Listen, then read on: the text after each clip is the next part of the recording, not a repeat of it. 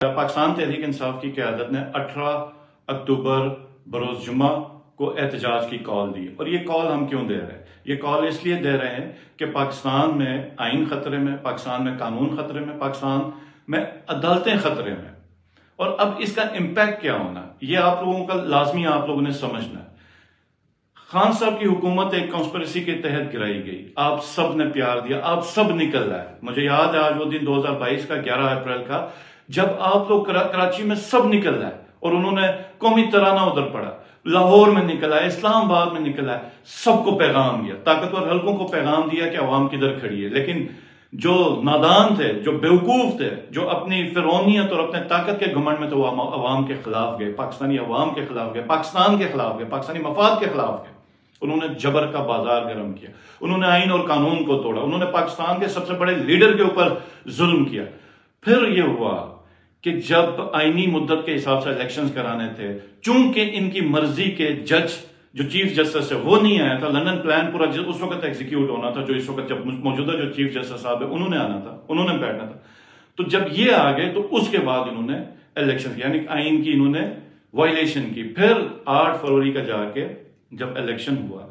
تب نہ عمران خان صاحب تھے، عمران خان صاحب جیل میں تھے، ان کی جتنی بھی قیادت تھی یا جیل کے اندر تھی یا تو مفرور تھی، مفرور ہونے پہ مجبور کیا گیا تھا، لیکن پھر بھی عوام نکلی اور عوام نے یہ جنگ جیتی، عوام نے شکست دی تمام فرعونوں کو۔ اور آج جب پی ٹی آئی جو ہے ملک میں خانہ جنگی نہیں چاہ رہی، حالانکہ اس کو دیوار کے ساتھ لگا ہے، حالات اس طرح کے پیدا کیے جا رہے ہیں اور ہر چیز کے اوپر مذاق بنا کے رکھا، 202 سیٹوں کی جماعت کے تمام ایک تو مینڈیٹ چرا ہے، اب ان کے ایم این ایز کو ڈرا کے دھمکا کے کسی کی بیوی کو اغوا کیا جا رہا ہے، کسی کی بہن کو اغوا کیا جا رہا ہے، کسی کے بیٹے کو اغوا کیا جا رہا ہے، کسی کو گھر میں جا کے ان کے رشتہ داروں کو تشدد کا نشانہ بنایا جا رہا ہے، خوف و ہراس پھیلایا جا رہا ہے، کسی کو بلیک میل کیا جا رہا ہے، تاکہ اور جتنی اس موجودہ چیف جسٹس نے ایم این ایز کو ڈی نوٹیفائی کر کے نمبر برابر کرنے کی کوشش کی ہے ایک ایسی امینڈمنٹ لانے کے لیے جس کے بعد آئین اور قانون کا وجود، عدالتوں کا تصور اس ملک سے ختم ہوگا۔ ہم نے برداشت کیا اس لیے کہ یہ جو انڈیویجولز بیٹھے تھے، جو ذاتی ضد میں تھے عمران خان صاحب کے خلاف اور پاکستان تحریک انصاف کے خلاف، ہم ایسا کوئی قدم نہیں اٹھانا چاہ رہے تھے کہ وطن عزیز کو نقصان ہو، پاکستان کو نقصان ہو۔ لیکن آج جب ان کے ریٹائرمنٹ کا دن آ رہا ہے، یا یہ ہم امید کر رہے ہیں کہ جو ججز ہیں وہ انصاف دیں گے، تو یہ ایک ایسی امینڈمنٹ لے کے آ رہے ہیں جس میں آئین اور قانون کو تباہ کیا جائے گا، اور پھر ہم انصاف کو اس ملک کے اندر سوچ نہیں سکیں گے۔ آج میں بالخصوص ذکر کروں گا طلباء کا، ایک انسیڈنٹ ہو جاتا ہے ریپ کا۔ حکومت کی کیا ذمہ داری تھی؟ حکومت کی یہ ذمہ داری کہ حقائق سامنے لے کے آئیں، بجائے اس کے حکومت نے تشدد استعمال کیا، حکومت نے ثبوت مٹایا، حکومت نے سی سی ٹی وی فوٹیجز غائب کی، حکومت نے ڈرا دھمکا کے ہر انڈیویجول کو جو اس کیس کے ساتھ لنک تھا منظر عام سے غائب کر دیا۔ اور پھر جب